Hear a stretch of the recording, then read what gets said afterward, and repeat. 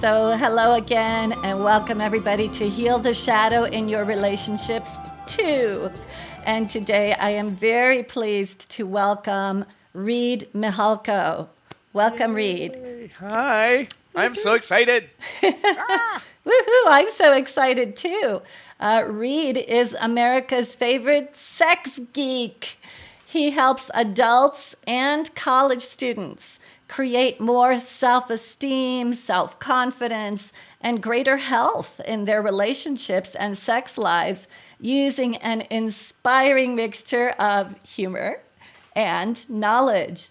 And Reid is the creator and founder of Sex Geek Summer Camp and Sex Geek School for Gifted Sex Geeks, which helps educators reach more people and make a better living as sexperts.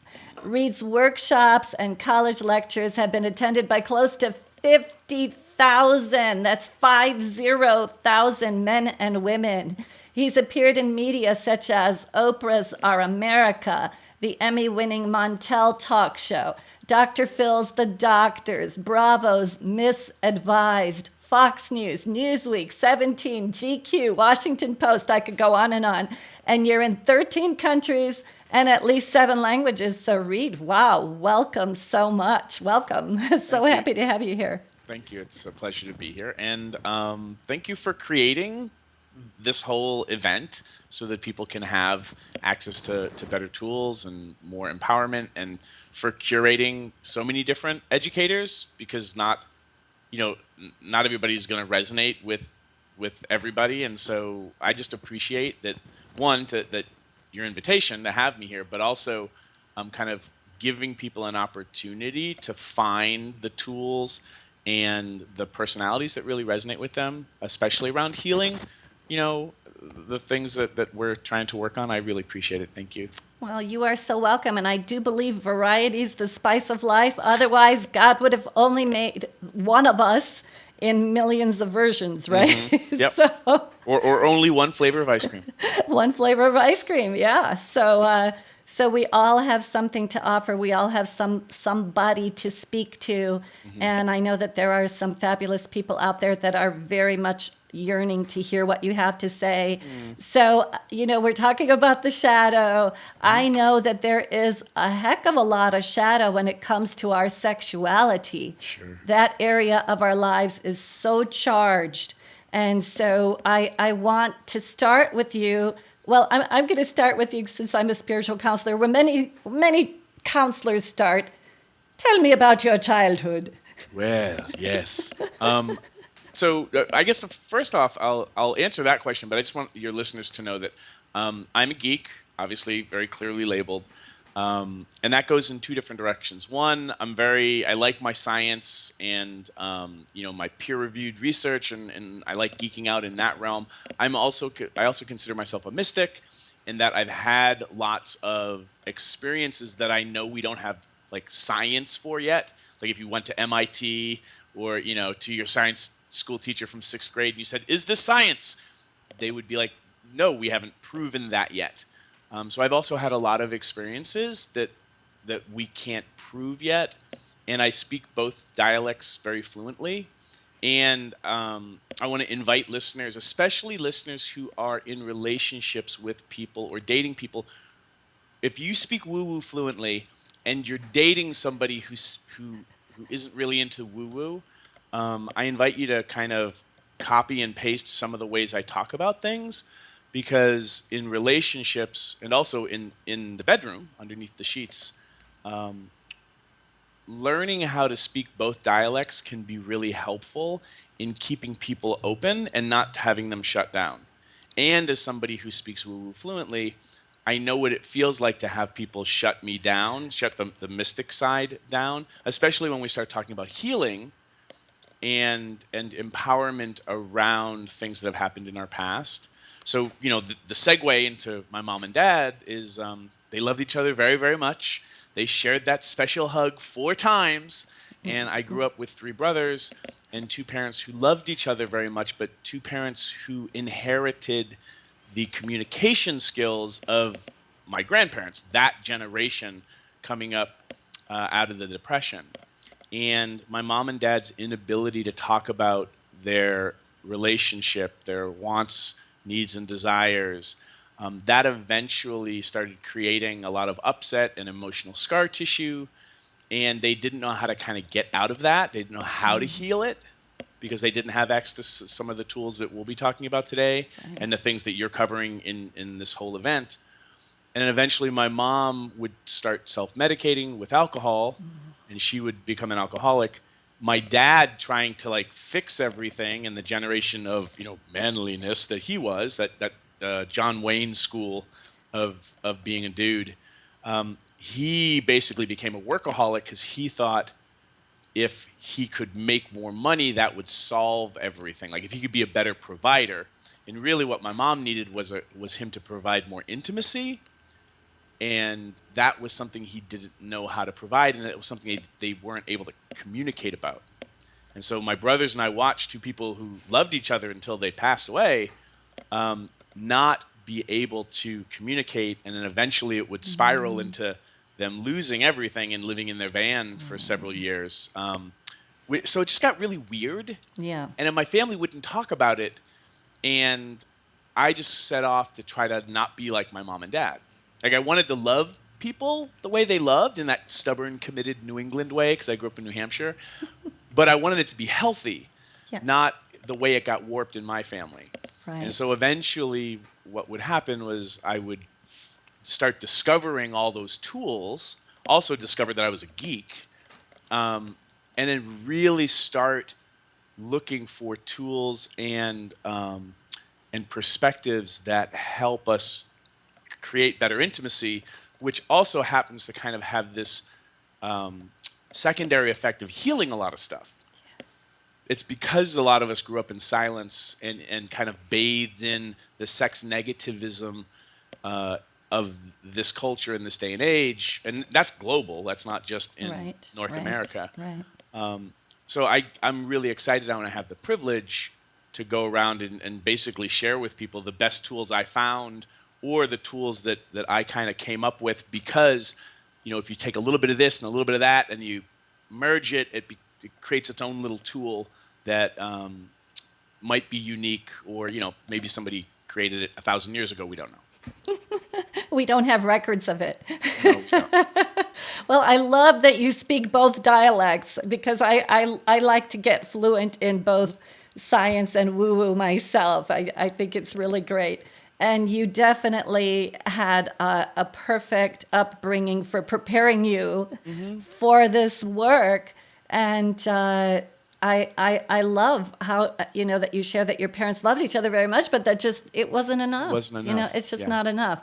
So did that help you to heal the shadow in your own relationships? Yeah, eventually. I mean, I was making all the mistakes. Even though I had better tools, I was still building my relationship house wrong. Like I had all these better tools, and there was some. I mean, the way really what it comes down to is relationships have shifted. Like the reasons we get into relationships are kind of the same as they've been probably forever. But the reasons we stay in relationships and why we have them has shifted a lot in the last 100 years. So, Right. our Yeah. great grandparents got into relationships and stayed in relationships for reasons that are actually end up being very different than today. Yeah. We all want to be loved. We all want to, co-create something. Most people really enjoy the chemical high of being in love. And now that we have some really interesting brain research and better tools now for studying the brain, like we actually have so much more information about what's actually going on up here when we're in love. And I'll talk about that in a minute. Yeah. So like the beginnings of relationships, I think, have been probably very similar for a long, long time. But the reasons we stay in them and what we're trying to get out of them, I really think have shifted in the last 2 to 3 generations. And most of the advice out there hasn't recalibrated itself. Right. So what ends up happening is people are in relationships and things start to get weird and warped. And because we don't talk about that recalibration, we're trying to do everything with the old models, and then it trickles down. All that weirdness trickles down into our upbringing. So our kids get raised in Right. something. It's, relationships used to always be, relationships are a lot of work, and they are, but now there's this warpedness that's happening that, you know our generation, I think, really, and the generations coming up now, we're really like watching things just bend and be weird. And so now, like, people are questioning marriage, they're questioning, Right. fidelity. Like, all these things are happening because a lot of people are realizing it shouldn't be this tough. Yeah. And then I'm the geek who wants to be like, okay, so how do we fix it? What will it take to recalibrate that? And Well, that's we need exciting to you. me. We need you. Thank you. I mean, our previous generations, our grandparents and so forth, they had traditional roles. So everybody knew what your role is, but people weren't happy because that's not who they were. So then the 60s blew it all open. It's like, be yourself, free sex. And then it's like, well, where does, forming a family unit come in? And then people try to form family units and their egos get in the way and it explodes everything and everyone's ending up in divorce. And women are getting tougher and they're becoming more masculine. And, it's just really wreaked havoc on the whole situation. So we need your counsel here, Mr. Geek. You have done a lot of coaching and mentoring work with sex abuse survivors, actually, Yeah. and you have seen them reclaim their sexual agency, as you call it, and end their unhealthy relationship patterns. So this is just such a very interesting experience and subject matter. There is that history in my family. My parents were actually the result of a arranged marriage, and Hmm. there was no love between them, which is why it was all violent and abusive. But tell us about your work with sexual Sure. abuse survivors. Well, so I kind of came into working with abuse survivors kind of sideways. 10 years ago, I created a workshop called the Cuddle Party, Oh, which was a non-sexual communication workshop on, like, how do you create intimacy and more touch in your life. And we've known for a long time that human beings need a certain amount of touch for a lot of different reasons. And that if you don't have enough affectionate touch in your life, which doesn't necessarily have to be sexual, then a lot of weird things start happening. It's why solitary confinement is so brutal to prisoners. yes. And like, we're not supposed to be away from people all Yeah. the time. And there, there's our introverts and our extroverts. But even extroverts need alone time to some degree. But having touch and human connection is actually really important for our psychological well-being, and I think energetically speaking as well, Yeah. and for our spiritual well-being. So Cuddle Party ended up being this experiment on, like, how do we create more touch in a society where there's less and less touch, and you could very easily be somebody who works 40, 50, 60 hours a week and then goes home to either just your studio apartment, and maybe the only touch you're getting is from your cat, or a roommate situation, and they're not necessarily, cuddling up next to you on the couch watching television. Yeah. And then, like, all this weird stuff happens. Yeah. And Cuddle Party became very big in the media because New Yorkers were paying money to cuddle, and then everybody wanted to cover that. And so then all of a sudden I was on Montel Williams All and People right. Magazine, and all these things started happening, and I got to talk to people about the tools you need, or the tools that are helpful for you to create safe space for yourself so that you can invite people into that safe space. And that's a particular way of creating connection and the beginnings of intimacy. And those tools for creating safe, affectionate, non-sexual touch just happen to be the same communication and emotional IQ tools for sex. It's just that intimacy is a continuum. So wherever you want to go on that continuum, whether you just want cuddling, or whether you want to, be some, crazy, adventurous, kinky swinger, like, they're actually the same tools. And when you look at culture and how most of us were silenced around talking about our needs, wants, and desires and talking about sexuality, and how relationships get warped because we're not talking about them in empowering ways and recalibrating them, all this weirdness happens. You get a lot of sexual abuse and emotional abuse in households with people growing up, or sexual abuse, after you leave home. And all these tools are useful for kind of learning how to find your voice again, which is a very powerful thing. Like being able to open up your mouth and speak your mind, or speak your intention. I mean, that's, for my pagans and my druids out there, that's a lot about casting and opening space. Yes. So like being able to have your voice, especially around your wants, needs, and desires sexually, is the foot in the door for regaining and reclaiming your sexual agency and Awesome. giving yourself permission to have wants and desires and to have boundaries and agreements. And so kind of sideways, I ended up having these people coming to Cuddle Party who needed touch and didn't feel safe. They were at their wits' end because therapy hadn't worked, and they hadn't found other somatic modes Outlets. of Yeah. healing and outlets. And so then I was surrounded and by people who, one, because I was very safe and could create safe space, especially women who had been abused by men. They found me to be different than any cisgendered man they'd ever met. And so then they were asking me if I would work with them one-on-one. So like that's kind of the long story of how I got into that work. I gotcha. And that agency piece and being able to find your voice, whether you have an abuse history or not, is the beginnings of being able to start asking for what you want in bed. Yes.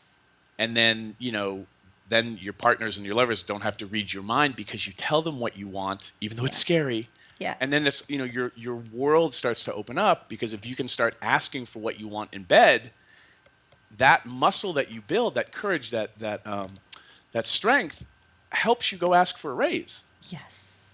Helps you to sit down and have a really difficult conversation, maybe with your mom or your dad or your cousin or your this or your that, about, hey, this is what's going on for me. And so I can see how there's kind of these skill sets actually empower you in all these other areas of your life. Absolutely. So these are basic tools for us feel safe, be able to put into words what we need, what we want, and of course, just being able to get in touch with knowing what we need and want. Sometimes that's a little bit of a journey right there. Sure. One of the things that I heard you talk about, you said depth, not duration, is the new metrics for measuring the success of a relationship. And however, this is a cultural blind spot. So since we're talking about shadows and blind spots, please tell us what you meant by that. Yeah. So, I mean, a lot of us, especially those of us who geek out on self-help, like when you talk about blind spots, you'll hear the idea of like, you can't see your blind spots. Like you're like a fish swimming in water. It doesn't know it's swimming in water. In water. Right? Yeah. So one of the cultural blind spots around relationships is that the old metric for measuring success was duration. Right. So the longer you stayed together, the more successful you were. And this, and I think like if we kind of like, go back several generations, that has a lot to do with survival. And, like if you're traveling across country in a stagecoach, or you're moving to a new country, like sticking together, there's strength in numbers and more resources in that kind of mentality. So the idea of staying together longer increased your chances for a certain kind of survival. Right. Not necessarily thriving, Right. but surviving. Surviving. Yeah. And so Not to mention the ancient tribes that had to stick together to find food together, to hunt together, to go get the berries and that we're talking that kind of physical survival. Yeah. And if you're a geek like I am, we could argue when, relationships became property and right. agriculture. Like we could go Right. geek out on that, but regardless of the origins, where we've arrived at, especially our grandparents and our great-grandparents, was that you had a more successful marriage the longer you were together. Yeah. And the goal was, it wasn't about love. Love would eventually get romanticized, but it was about staying together, and you did everything you could to not jeopardize the relationship, the duration of it. Right. And what that ended up creating is we would walk on eggshells to not threaten the relationship. And then when you build in, there's like, silence and being quiet anyway around sex and Right. pleasure. That also became a part of, well, if there was an infidelity or an indiscretion or something upsetting, you wouldn't necessarily bring it up. You would Yep. kind of try to handle it yourself because you didn't want to rock the boat. Sweep it under the carpet. Let's not talk about it. Exactly. And it becomes the family secret. Exactly. And secrets, especially around, sexual abuse, that doesn't take a genius to figure out, well, that's not a good environment. Right. Yeah. Yeah. So in the efforts of making the relationships last longer, everybody's walking on eggshells, everybody's not rocking the boat, everybody's being quiet, and that just creates this pressure cooker. I'm sure a lot of listeners grew up in families like that, Yeah.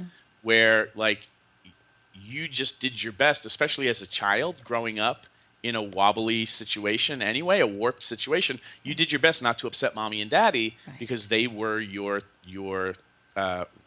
Foundation. means of your foundations of survival. Yeah. Right. And this gets all kind of wired into our brains early on. So if you look at duration and we just kind of understand that staying together the longer you can isn't necessarily healthy. And we look at, well, what is more healthy in this day and age where relationships for a lot of people feel like it's about survival, but now we've shifted into kind of thriving. And there are parts of the world where it is still about survival, but let's say for this interview, if we can assume if people are watching this on a computer or a smartphone, you might be a little bit further ahead than our ancestors coming across in stagecoaches and on ships. I think it's safe to say that, yeah. Okay. So from that perspective, what makes things healthy isn't duration.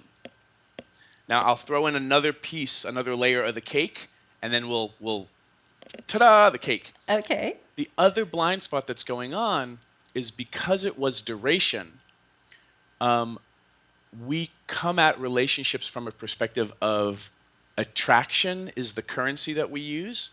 Yeah. So you have to behave and fit into society to make sure that you are a good candidate for a suitor to pick you, or for you to be able to pick somebody, that you want, or to have it be arranged, even like with your parents, an arranged marriage. You had to like keep your prospects and your brand really squeaky clean in a certain way so that you would be attractive for a relationship. And then once you got into a relationship, you would have to stay attractive to keep the relationship going. So attraction was the other metric for success and kind of the currency of relationships. Attraction has nothing to do with happiness. Duration used to have nothing to do with happiness. Right. If you were in an arranged marriage or got married to somebody who was not beating you, not drinking away the family fortune, and was going to bear you children that looked like they were going to grow up and be healthy, like, why would you get divorced? Yeah. Why would you ever break up with them? If you happen to fall in love with them, that was just the bonus of bonuses, Right. right? So those two metrics don't work today anymore.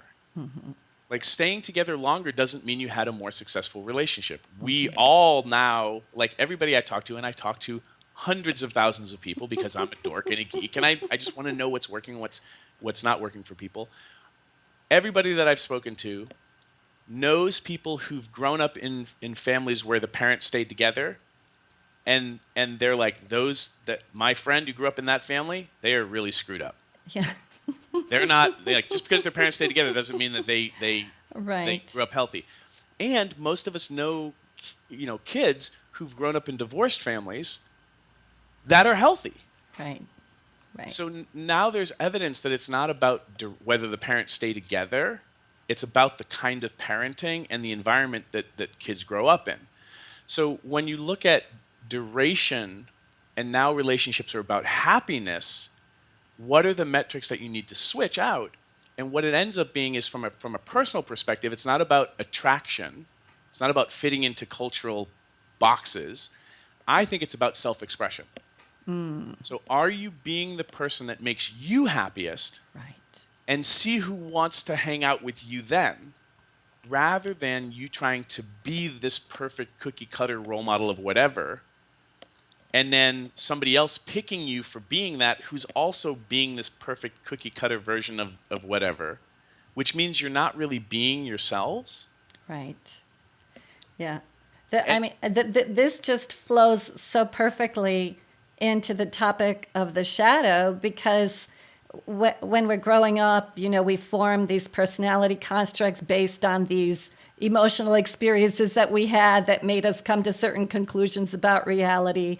And so then we go through life thinking that we are this personality, yeah, which is not true. It's the thing that limits us. So when you talk about self-expression is the new metric, I call it getting behind the personality construct. I mean, that still serves us in social situations, but to your authentic self and allowing that to shine through.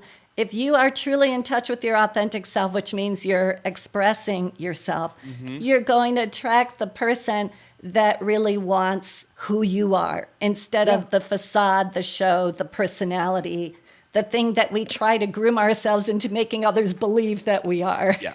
And I'm not saying it's easy.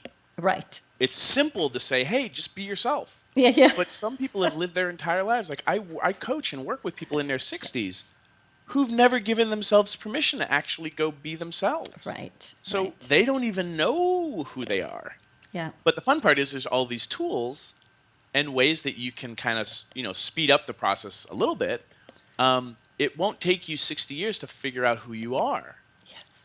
And if you're in your 20s or 30s, like if you get to this sooner, like I meet people that are 19, 20, and I'm just blown away by them because I was like, goodness, I was not that self-expressed when I was Yeah. in Yeah. in my 20s. So it's not too late, and it sounds simple, but it's scary, but it's that good kind of scary.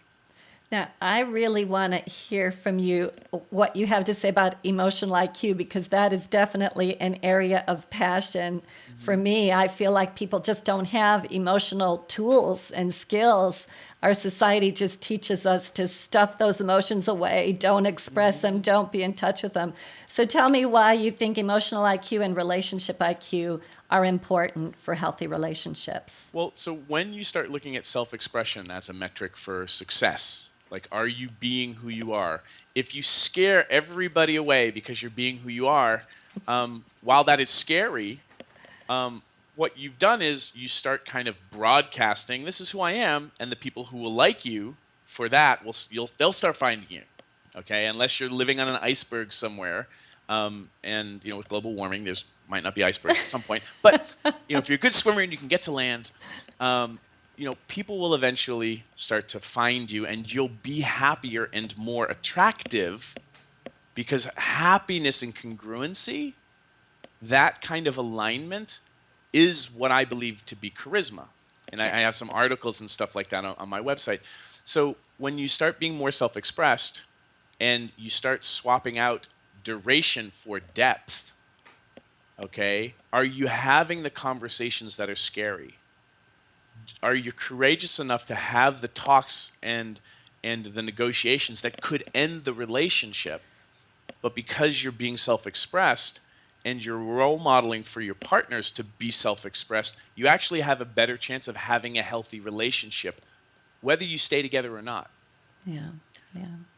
That environment works better when you have a higher emotional IQ and a higher relationship IQ. And what I mean by that is emotional IQ for me means how well do you know yourself? Like, do you catch yourself when you're cranky? and you're like, okay, oh, wow, I'm really a cranky pants Johnson right now. What do I need? Rather than just letting your reptile brain kind of run the show. Yeah. And, you know, when you can catch yourself and you know your needs and you have tools and protocols for when you catch yourself being angry or depressed or sad, like how well do you know the weather environment of your emotions? Yeah. We're never perfect. I still don't catch myself. No. But I can communicate to people and warn them, just so you know, I can be like this sometimes. If you see me doing that, could you remind me? Yeah. Because I know how to undo that or shift my emotions when I need to. Yeah. I've done the work, so I don't have all this pent up, unfelt anger anymore that just kind of comes squirting out of me in inappropriate ways. So when you have your emotional IQ and you start to know yourself, you can tell people what to expect and help enroll them in helping you.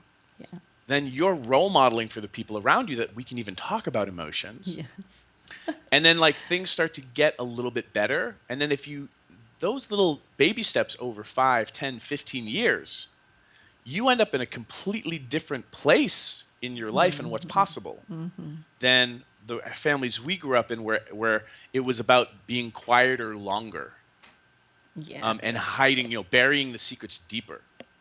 And then relationship IQ for me means how well do you know what you need in relationships and what makes relationships work? And can you actually apply that information? Because knowing it and never applying it doesn't really do you jack shit. Right. It doesn't help, right? That's the bottom line. I've got all this amazing healthy food in the fridge, but I never eat it.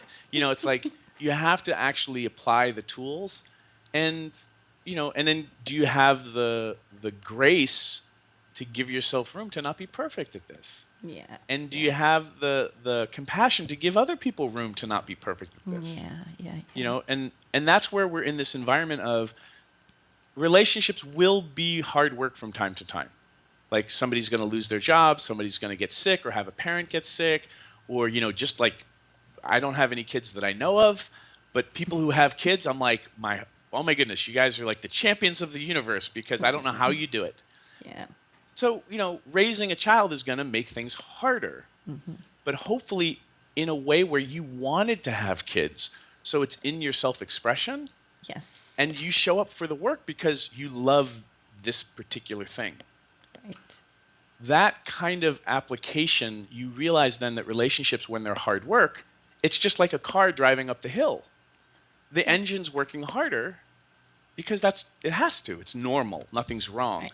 Versus when you don't have a lot of relationship IQ and emotional IQ and you're trying to do duration and attraction, it's like you're driving around with the parking brake on. Yeah. Everything's sluggish. There's all this extra friction. What's that rubber smell? Burning rubber I'm smelling from the It's brake the pads. shadow. The shadow is smelling. Exactly. But when you grew up in a family like that, and then you have relationships like that, we all think that's what everyone means when relationships are just hard work. Yeah. Yeah. And that's, like you're saying, that's the shadow. That doesn't have to be the reality. And then when you grew up in a family like that, and then you're having relationships like that, you think, well, the car's always been like this. It's always smelled like this. And maybe you've had some friends, or more accurately, maybe you've had friends where you get into their car and you're like, what is that smell? And so we end up hitting our heads against the wall over and over again. And that parking brake analogy, I hope it works for people, but that's I love not good it. it's not good for anybody. It's not good for the car. It's not good for you. It's not good for your brakes. So a lot of my tools, and the courses and the programs I create and the workshops I run are about, here are the things that will help you put the parking brake off. It doesn't mean that your relationship's going to last forever, but hopefully at the end of your life, you'll look back on it and be like, wow, I was more self-expressed. That's it. And I think that that's really, you're walking out of that shadow area or you're just bringing your own Right. light into it. Right. and the shadow dissipates on its own. Yeah, you just integrate it into the wholeness of who you are. So speaking of your tools and tips that you have for people, you are giving us a free gift Yes, I'm called excited. Reid's Relationship 10X Sneak Peek, Yeah. featuring the jealousy cheat sheet. So yeah, tell us about it. And we So have a link for it right down here. so one of the things I have a couple of different courses, online courses. Pretty much the umbrella of everything I do is under this umbrella of intimacy, relationships, sexuality, which for me is all about communication. So, whether you're trying to, figure out if your husband or boyfriend, like how they like to be filleted, you're going down on them, or whether you're trying to figure out your girlfriend or your wife, or whether you're queer or straight, or like, it doesn't matter, because it's all about communication, and it's all about like skill sets and self-confidence, Right. right? So I have an online course called Relationship 10X, which is a 6-week online course. It's all about communication. We have a lot of videos, downloadable worksheets, homework, audio, podcasty things to listen to, because everyone has different learning styles, right? And you might be dating somebody who has a different learning style. So you're the one who wants to watch the videos, but they would much rather, fill out homework sheets. Right. So I like to design a lot of my courses to fit everybody's needs.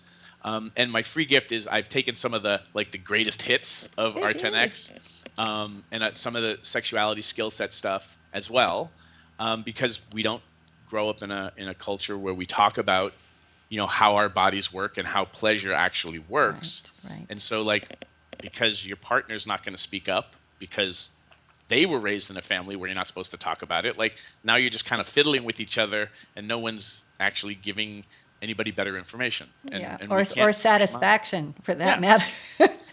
So I just kind of picked some of my favorite videos and some handouts. And one of the things that really wreaks havoc on people is jealousy. Because especially in North American culture, jealousy is something to be feared. And we are powerless against that, green-eyed monster.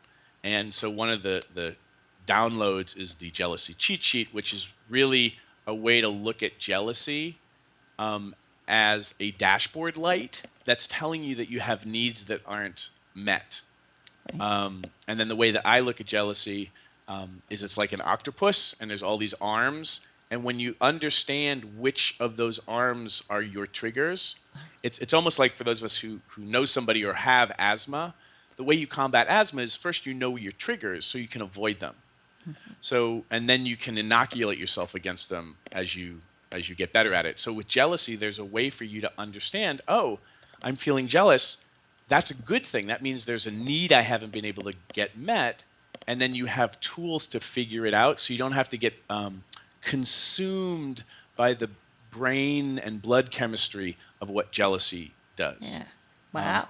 And that can be really, it's actually, again, once you start to understand it, and especially for me, I'm not very jealous, but my partner is. So now I have tools to help them get their needs met. So even if you're not a jealous person, if you have a friend or a family member or a loved one who is, that sheet alone could transform their life, especially in this culture, because we never talk about it.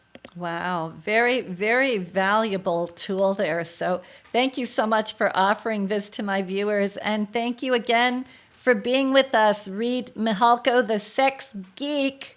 I enjoyed it very much. So thank you. Thank you so much for having me on. And I just want to say to all the viewers and watchers, good job. Congratulations for trying to get more information and geeking out on this stuff. That you're doing that is helping make the world a better place. So please don't give up.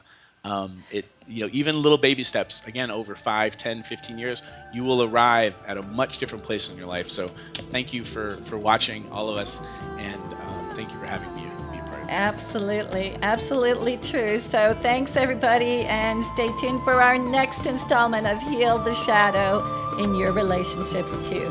Bye. Bye-bye for now.